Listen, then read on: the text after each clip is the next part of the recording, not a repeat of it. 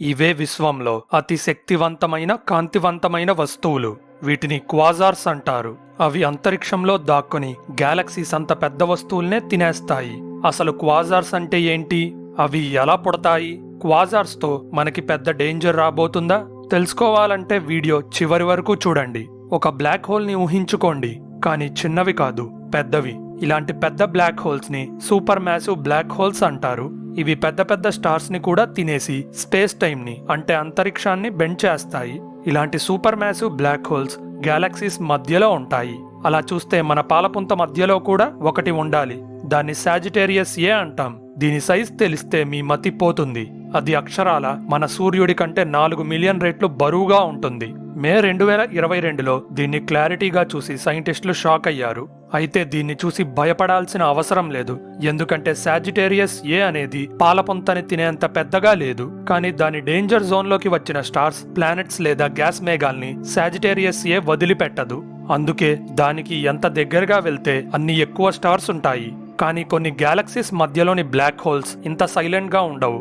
అవి మన సూర్యుడి కంటే కొన్ని లక్షలు లేదా కోట్ల రెట్లు పెద్దగా ఉంటాయి. ఇప్పుడు ఆ రాక్షసులు ఎలా ఉంటాయో చూద్దాం. ఇలాంటి భారీ బ్లాక్ హోల్స్ చుట్టూ మెరుస్తున్న డిస్క్ ఉంటుంది. దాంట్లో మొత్తం దుమ్ము, వాయువులే ఉంటాయి. దీన్ని ఎక్రీషన్ డిస్క్ అంటారు. ఇక్కడే క్వాజార్స్ తమ పనితనం ప్రదర్శిస్తాయి. ఎక్రీషన్ డిస్క్ లోని పదార్థమంతా బ్లాక్ హోల్ దగ్గరికి వచ్చేసి వేడెక్కుతుంది. అప్పుడు టెంపరేచర్స్ కొన్ని లక్షల డిగ్రీస్ కి పెరుగుతుంది. ఇంత వేడిగా ఉన్న పదార్థం కాబట్టి దారుణమైన రేడియేషన్ ని వదులుతూ మెరుస్తుంది. ఆ కాంతిని బట్టి అక్కడ ఒక క్వాజార్ ఉంది అని అర్థం చేసుకుంటాం. దీన్ని బట్టి మనకి ఒకటి అర్థమవుతుంది. అదే క్వాజార్ చుట్టూ ఎంత ఎక్కువ పదార్థం ఉంటే అది అంత కాంతివంతంగా మెరుస్తుంది అని. అందుకే అవి కొన్ని లక్షల కాంతి సంవత్సరాల దూరంలో ఉన్నా కూడా కాంతి ద్వారా కనిపెట్టగలం. అయితే క్వాజార్స్ ని 1950లో పొరపాటున కనిపెట్టారు. రోజులానే రాత్రి ఆకాశాన్ని చూస్తూ ఆస్ట్రానమర్స్ చిల్ అవుతున్నారు. సడన్ గా వాళ్ళకి ఒక వింత వస్తువు కనబడింది. దానికి astronomers quasi stellar radios, short గా క్వాజార్ అని పేరు పెట్టారు. 1960ల నాటికి ఇలాంటి వందల వస్తువుల్ని కనిపెట్టాం. క్వాజీ స్టెల్లార్ రేడియోస్ అని ఎందుకన్నామంటే అప్పటి టెలిస్కోప్ టెక్నాలజీ క్వాజార్స్ ని డైరెక్ట్ గా గుర్తించలేకపోయాయి. ఓన్లీ రేడియో సిగ్నల్స్ ని డిటెక్ట్ చేయడం ద్వారా అవి ఉన్నాయి అని తెలుసుకున్నాం. ఇవి మనకి చాలా దూరంలో ఉండటం వల్ల చిన్నగా కనపడ్డాయి. అంత చిన్నగా ఉన్నా ఎన్నడూ చూడనంత శక్తిని విడుదల చేస్తూ అందర్నీ ఆశ్చర్యానికి గురి చేశాయి. సో వాటిని ఎక్స్ప్లెయిన్ చేయలేక కొత్త స్టార్స్ లిస్ట్లోకి చేర్చారు. కొంతమంది అయితే క్వాజార్స్ యాంటీ మ్యాటర్ అంటే ఇప్పుడు విశ్వంలో ఉండే పదార్థానికి విరుద్ధంగా ఉండే పదార్థంతో తయారయ్యి ఉండొచ్చు అన్నారు. మరికొంతమంది ఇంకో వైల్డ్ థియరీతో ముందుకు వచ్చారు. అదే క్వాజార్ అనేది ఒక వామ్ హోల్ కి డోర్ గా పనిచేస్తుంది అని. కానీ ఈ థియరీస్ ని ఎవరూ ప్రూవ్ చేయలేకపోయారు. మార్టిన్ షమిట్ అనే సైంటిస్ట్ క్వాజార్స్ అసలు రహస్యాన్ని కనిపెట్టాడు. కానీ ఆస్ట్రానమర్స్ అతన్ని నమ్మలేదు. వాళ్ళకి నిజం తెలియాలి అని షమిట్ చాలా వర్క్ చేసి ఆధారాల్ని సేకరించాడు. చివరికి అతని కష్టం ఫలించి క్వాజార్స్ ఉన్నాయి అని ప్రూవ్ చేయగలిగాడు. అప్పటి నుండి క్వాజార్స్ ని స్టడీ చేసి కొత్త విషయాలు కనిపెడుతూనే ఉన్నారు. కొన్నిసార్లైతే అవి ఫిజిక్స్ లాస్ ని కూడా బ్రేక్ చేస్తాయి. హలో ఫ్రెండ్స్, మీరు ఇంకా ఇలాంటి ఇంట్రెస్టింగ్ వీడియోస్ చూడాలంటే ఛానల్ సబ్స్క్రైబ్ బటన్ నొక్కి బెల్ ఐకాన్ క్లిక్ చేయండి. హలో ఫ్రెండ్స్, ఇలా ఎందుకంటున్నా అంటే కొన్ని క్వాజార్స్ లో కాంతి వేగానికి దగ్గరగా వెళ్లే కణాల్ని గుర్తించాం. అంత హై స్పీడ్స్ ని అందుకోవడం ఈజీ కాదు. అంత వేగంగా వెళ్తున్నాయి కాబట్టి ఆ కణాలు స్పేస్ టైం ని డిస్టర్బ్ చేస్తాయి. కానీ కొన్నిసార్లు క్వాజార్స్ ద్వారా ఫిజిక్స్ లాస్ ని ప్రూవ్ చేయొచ్చు. ఫర్ ఎగ్జాంపుల్, మీరు ఒక కార్ ని డ్రైవ్ చేస్తున్నారు అనుకోండి. ముందుకు వెళ్లే కొద్దీ వస్తువులు రియర్ వ్యూ మిర్రర్ లో చిన్నవి అవుతూ వస్తాయి. తగినంత దూరం వెళ్ళాక ఇక ఆ వస్తువులు కనపడవు. క్వాజార్స్ కి కూడా అంతే జరుగుతుంది. అవి మన భూమి నుండి దూరం జరిగే కొద్దీ వాటి నుండి వచ్చే కాంతి తగ్గుతూ వస్తుంది. ఇక్కడే ఒక ట్విస్ట్. క్వాజార్స్ అనేవి కాంతి వేగంలో 90% స్పీడ్తో భూమి నుండి దూరంగా జరుగుతున్నాయి. దీన్ని బట్టి మనకి ఒక విషయం అర్థమైంది, అదే విశ్వం సాగుతుంది అని.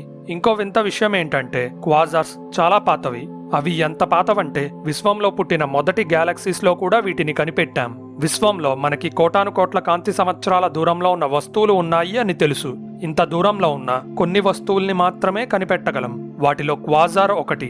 మనకి కోటి కాంతి సంవత్సరాల దూరంలో ఉన్న క్వాజార్ నుండి వచ్చిన కాంతి ఈ రోజు మన టెలిస్కోప్స్ పట్టుకున్నాయి అనుకుందాం.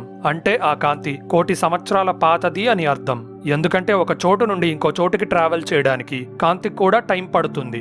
సో ఆ కాంతి క్వాజార్లో పుట్టిన సమయానికి భూమి మీద మనిషి ఇంకా పూర్తిగా ఎవాల్వ్ కూడా అవ్వలేదు. ఇంత పాత కాంతి కాబట్టి దాని ద్వారా విశ్వం యొక్క హిస్టరీని స్టడీ చేయొచ్చు. ఇక్కడ మనం ఒక విషయం గుర్తుపెట్టుకోవాలి. క్వాజార్స్ ఒక గ్యాలక్సీ మధ్యలో ఉంటాయి. దాంట్లో కూడా సూర్యుళ్ళు, గ్రహాలు ఉంటాయి. ఏజ్ పెరిగే కొద్దీ గ్యాలక్సీస్ లో కూడా మార్పులు వస్తాయి. ఈ మార్పుల్ని క్వాజార్స్ ద్వారా గుర్తించొచ్చు. ఒక సిటీని అర్బన్ ప్లానింగ్ కమిటీ ఎలా మారుస్తుందో క్వాజార్స్ కూడా దారుణమైన గ్రావిటీతో గ్యాలక్సీస్ ని అంతే మారుస్తాయి. గ్యాలక్సీస్ లోని పదార్థాన్ని తినేస్తూ శక్తివంతమైన రేడియేషన్ ని వదులుతూ క్వాజార్స్ కొత్త స్టార్స్ ని పుట్టించగలవు. అలానే గ్యాలక్సీ యొక్క ఆకారాన్ని కూడా మార్చే అవకాశం ఉంది. ఉదాహరణకు గ్యాలక్సీ మర్జర్స్ అంటే గ్యాలక్సీస్ కలిసే విధానాన్ని చూద్దాం. ఇక్కడ రెండు భారీ ఆకారాలు సుడులు తిరుగుతూ ఒకదాన్ని చుట్టూ ఇంకోటి తిరగడాన్ని చూడండి. ఈ గ్యాలక్సీస్ దగ్గరికి వచ్చే కొద్దీ గ్రావిటీ బలంగా మారి ఒకటిగా కలిసి పెద్ద గ్యాలక్సీగా మారతాయి. బట్ ఇదంత సాఫీగా జరగదు. గ్యాలక్సీస్ కలిసేటప్పుడు లోపల ఉండే గ్యాస్ మరియు దుమ్ము గుద్దుకుంటాయి. అప్పుడు భారీ షాక్ వేవ్స్ విడుదలయ్యి కొత్త స్టార్స్ ని పుట్టించే ప్రాసెస్ ని మొదలు పెడుతుంది. ఇంకా ఆశ్చర్యకరంగా ఈ పేలుళ్లలో సూపర్ మ్యాసివ్ బ్లాక్ హోల్స్ కూడా పుట్టే అవకాశం ఉంది. ఇక్కడే క్వాజార్స్ తమ పనితనం ప్రదర్శిస్తాయి. ఇలా గ్యాలక్సీస్ మధ్యలోని బ్లాక్ హోల్స్ కలిసిపోయి ఒక పెద్ద క్వాజార్ గా మారొచ్చు. అయితే ఇంత భారీ ఆకారం స్పేస్ టైం ని చిందరవందర చేస్తాయి అని ఆల్రెడీ మాట్లాడుకున్నాం కదా. దాని ఎఫెక్ట్ ని గ్రావిటేషనల్ లెన్సింగ్ రూపంలో మనం చూడొచ్చు. అంటే క్వాజార్ చుట్టూ ఉండే అంతరిక్షం కుంగిపోయి ఒక అగాధం ఫామ్ అవుతుంది. కాంతి ఈ అగాధం లోపల పడి బయటికి వచ్చేసరికి బెండ్ అయినట్టుగా కనబడుతుంది. ఫర్ ఎగ్జాంపుల్, క్వాజార్ వెనకాల ఇంకో గ్యాలక్సీ ఉంది అనుకుందాం. కానీ క్వాజార్ నుండి వచ్చే దారుణమైన కాంతి వల్ల గ్యాలక్సీని చూడలేము. అయితే వెనకాల ఉన్న గ్యాలక్సీ నుండి వచ్చే కాంతి క్వాజార్ చేసే అగాధంలో పడి దాటుకొని వస్తుంది. ఈ బెండైన కాంతిని మన టెలిస్కోప్స్ పట్టుకొని క్వాజార్ వెనకాల ఇంకో గ్యాలక్సీ ఉందని చెప్తుంది. గ్రావిటేషనల్ లెన్సింగ్ ద్వారా డార్క్ మ్యాటర్ ఎక్కడ ఉందో తెలుసుకోవచ్చు. ఎందుకంటే డార్క్ మ్యాటర్ ఉన్న చోట గ్రావిటీ ఎక్కువగా ఉంటుంది. గ్రావిటీ ఎక్కువగా ఉంటే గ్రావిటేషనల్ లెన్సింగ్ ఎఫెక్ట్ జరుగుతుంది. అలానే విశ్వం యొక్క స్ట్రక్చర్ ని మ్యాప్ చేయడానికి కూడా క్వాజార్స్ ఉపయోగపడతాయి. అంటే బీచ్ దగ్గర ఉండే లైట్ హౌసెస్ షిప్స్ కి ఎలా దారి చూపిస్తాయో క్వాజార్స్ కూడా ఒక కాస్మిక్ బీకన్ లా విశ్వం అనే సముద్రంలో దారి చూపిస్తాయి.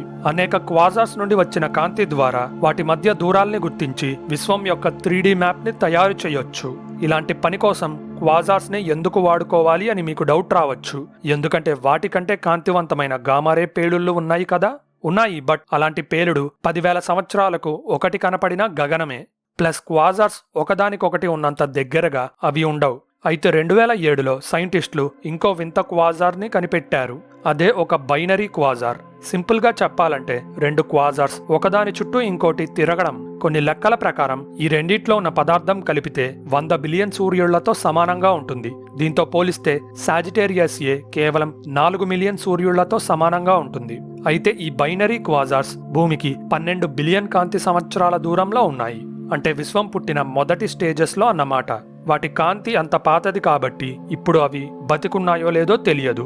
అంత ఎర్లీ స్టేజెస్ లో ఏం జరిగిందో తెలుసుకోవాలంటే ఈ వీడియో చూడండి. ఇలాంటి ఇంట్రెస్టింగ్ స్పేస్ ఫ్యాక్ట్స్ గురించి తెలుసుకోవాలంటే మన ఛానల్ సబ్స్క్రైబ్ బటన్ నొక్కి బెల్ ఐకాన్ క్లిక్ చేయండి. ఈ ఇన్ఫర్మేషన్ అందరికీ రీచ్ అవ్వాలంటే వీడియో లైక్ చేయడం మర్చిపోకండి.